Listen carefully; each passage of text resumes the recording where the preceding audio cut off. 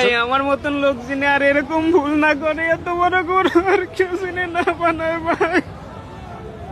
আমার নিজের আমি দিনাদায় খাই গরুটা 5.5 বছর পুষেছি ভাই। পোষার পরে আমি ন্যায্য দাম পাইতেছি না ভাই, খুব কষ্ট করে এই গরু পুষেছি ভাই। গরুটা যদি না বেচতে পারি ভাই আমার ফাঁসি নিয়ে মরে দেওয়া লাগবে ভাই, না ফের আমি দিনাদামও কি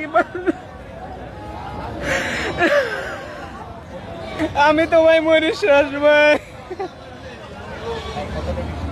তাও তো ভাই আমার গরুটা বিক্রি হলো না, এখন আমি কি করবো ভাই? আমি ততটা ভালো নাই, কারণ ভাই আমার গরুটা আজকেও বিক্রি হয় নাই আজ পর্যন্ত।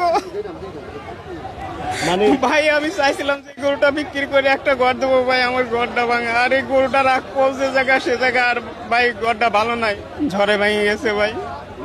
কান্না করেন না ভাই, কান্না করেন না।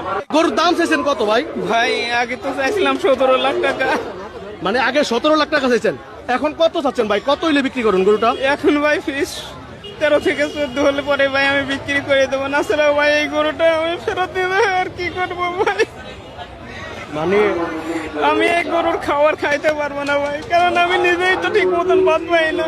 এই গরুটা আমি কিভাবে আর মানুষ কান্না করেন না ভাই, কান্না করেন না।